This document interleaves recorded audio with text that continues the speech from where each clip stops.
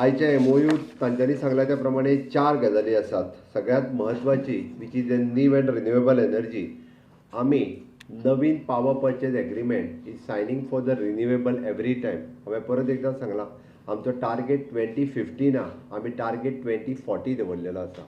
Honourable prime minister carbon emission zero करपा खातीर 2050 म्हटलां, पण आमी कार्बन इमिशन झिरो करपाचो टार्गेट 2040 दवरला. 10 वर्सां पयलींच कार्बन इमिशन झिरो जातलें. आनी हांवें कित्याक सांगलां तर गोंयांतल्यो सगळ्यो रिन्युएबल एनर्जीचेर आमी शिफ्ट करतले. फुडल्या 15 ऑगस्ट 2024 पर्यंत we are shifting our Panaji solar city to the solar Panaji city to solar city. Already the work had started. म्हणून आमी वेगवेगळ्यो गजाली ह्यो सातत्यान करीत आसा.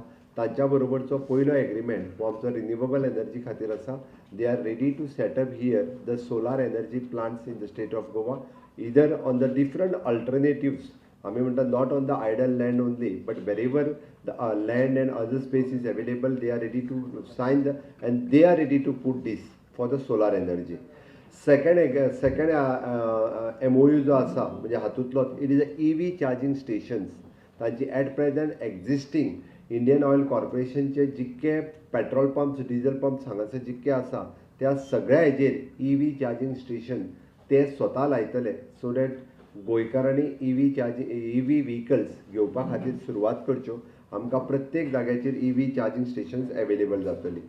And third thing is an waste to plastic recycling and it is a marketable recycling. तांच्यांनी आतांच जें म्हटलें एक्चुली तें जॅकेट काडून दाखोवपाक जाय आशिल्लें. It is the first Indian Oil Corporation ज्यांच्यांनी आपल्या प्लास्टिका पासून जॅकेट्स तयार केल्ली आसा.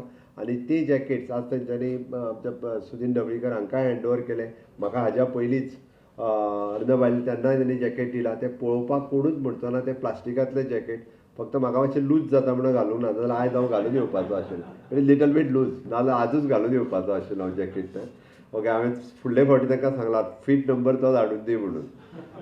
And fourth thing is the 10,000 trees they are doing the plantation in the state of Goa. So म्हाका दिसता गोंयच्या रिन्युएबल एनर्जींतले सगळ्यात व्हडलो एमओयू जो आसा हो आज आमी तेंच्या खातीर तेंच्यांनी आमच्या बरोबर सायन केल्लो आसा.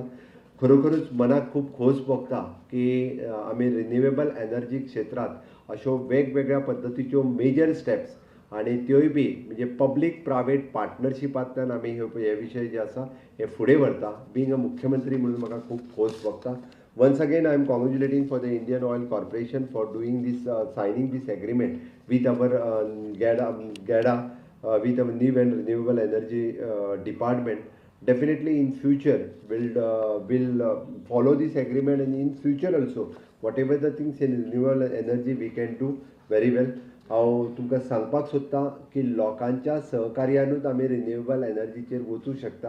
हांव परत एकदां समेस्त सगळ्या लोकांक आव्हान करता की आमी सोलार एनर्जीचो आमचो घरांचेर घालपाचो जो प्रोजेक्ट आसा म्हणजे 50% ऑफ द सबसिडी ही आमी प्रत्येकाक दिता. तुमी इन्वेस्ट केल्ले पयशे हे तशें पळोवंक वचत जाल्यार 3 वर्सां भितर तुमचे सगळ्यांचे पयशे रिफंड जाता. म्हणून maximum either the building complex किंवा बाकीचे सगळे ह्या सगळ्यांनी अशा पद्दतीच्या सोलार एनर्जीक वचपाक जाय. जाल्यारच आमकां आमचो टार्गेट जो आसा हो टार्गेट अचीव करपाक शकतले.